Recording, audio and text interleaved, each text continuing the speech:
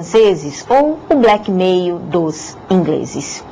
O artigo 158 do Código Penal, com a rubrica extorsão, pune a conduta daquele que, mediante violência ou grave ameaça, com o intuito de obter para si ou para outrem indevida vantagem econômica, obriga alguém a fazer, permitir que se faça ou então deixar de fazer alguma coisa. Trata-se de crime doloso, já que o agente age assim pelo seu querer, pretendendo indevida vantagem econômica. Podemos apontar como elementos do tipo, ou seja, como elementos necessários para a caracterização do delito de extorsão, os seguintes: a conduta de constranger mediante violência ou grave ameaça de morte, de lesão, de difamação, obrigar, forçar através de meio coativo, então, violência ou grave ameaça. Violência, já sabemos, quando o legislador fala em violência, está se referindo à violência física praticada contra a vítima diretamente ou contra terceiro, é a vis corporalis. A violência empregada faz com que a vítima tenha anulada ou limitada a sua capacidade de autodeterminação. Grave ameaça. Também já sabemos, quando o legislador fala em grave ameaça, está se referindo à violência moral, vis moralis. É a promessa de causar mal, futuro ou iminente, sério, verossímil. É intimidar, é anunciar à vítima a prática de um ato que lhe causará um mal injusto e grave. A ameaça pode ser feita de várias formas, palavras, escritos, gestos, né?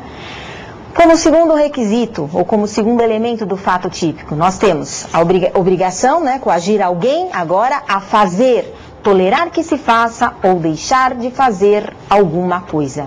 Fazer é conduta positiva, agir, exemplo, depositar certa quantia em dinheiro em determinada conta bancária, assinar um cheque. Tolerar que se faça é permitir ou não se opor. Já deixar de fazer é uma conduta negativa, é um não agir. Exemplo, deixar de competir em alguma licitação. Como outro elemento, nós temos agora o intuito do agente de obter para si ou para outrem indevida vantagem econômica. O objetivo do agente é conseguir para ele ou para a terceira pessoa indevida vantagem econômica. Portanto, se o agente não tiver a intenção de conseguir indevida vantagem econômica, ainda que efetivamente obrigue alguém, mediante violência ou grave ameaça, a fazer, permitir que se faça ou deixar de fazer alguma coisa, não estaremos diante do crime de extorsão. Exemplo, se o intuito do agente for libidinoso, crime contra os costumes. Por exemplo, atentado violento ao pudor. Indevida é a vantagem injusta, contrária ao direito. Portanto, se a vantagem for devida, não teremos extorsão.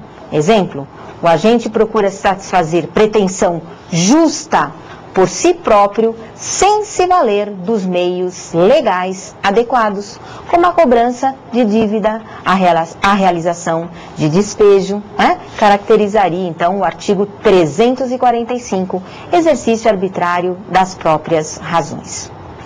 Vantagem econômica é a vantagem de cunho patrimonial. Portanto, se a vantagem pretendida for a de cunho moral, não teremos extorsão. Exemplo, obrigar que a vítima mude de residência, não entre em determinado local. Isso caracteriza o crime do artigo 146, constrangimento ilegal. Consumação.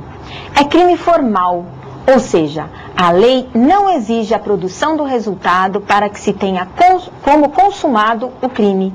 Basta, portanto, a ação de constranger alguém a fazer, tolerar que se faça ou deixar de fazer alguma coisa.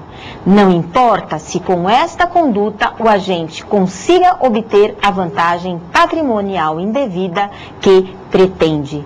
A lei não usa a expressão obter, e sim constranger para. Logo, não exige o resultado. O resultado, obtenção da vantagem patrimonial indevida, é mero exaurimento do crime. Mesmo como crime formal, admite tentativa, no caso de a vítima não intimidada, não atuar, ou, no momento do constrangimento, vem a ser impedida de realizar a conduta por terceiro.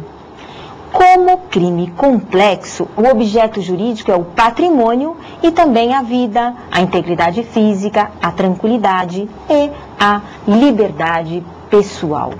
É um crime pluriofensivo. Causa de aumento de pena, de 1/3 até a metade, se o crime é cometido por 2 ou mais pessoas ou com emprego de arma, conforme dispõe o parágrafo 1º. Forma qualificada do crime de extorsão. Pena própria, majorada em relação à figura simples. Se da violência empregada para a prática da extorsão resultar lesão corporal de natureza grave ou morte, conforme o parágrafo 2º, que remete ao parágrafo 3º do artigo 157, que acabamos de estudar as disposições acerca do latrocínio e do resultado com lesão grave. Então, não vou repetir. Atentar agora para as diferenças e semelhanças entre os crimes de roubo e extorsão. No crime de roubo, o agente, mediante violência ou grave ameaça, subtrai a coisa móvel alheia, conseguindo, assim, o que pretende. No roubo, o agente não impõe qualquer atitude de ação ou omissão. Já na extorsão, o agente, mediante violência ou grave ameaça, obriga a pessoa a uma determinada conduta. O agente, para conseguir a indevida vantagem econômica, depende de uma atitude de ação ou omissão da vítima. Literalmente, se tivermos a situação de o agente armado obrigar a vítima a entregar seu relógio ou automóvel, teríamos o delito de extorsão e não o crime de roubo. Contudo, levando-se em consideração que o agente, nessa hipótese, não depende da conduta da vítima, já que, se a vítima não entrega o objeto, ele pode subtrair, e mais que nessa situação há uma imediatidade, ou seja, a conduta da vítima em entregar o objeto é praticamente imperceptível, temos caracterizado um crime de roubo e não um crime de extorsão. Na extorsão, a conduta da pessoa constrangida se prolonga no tempo. Portanto, diante de situações que fiquem em zonas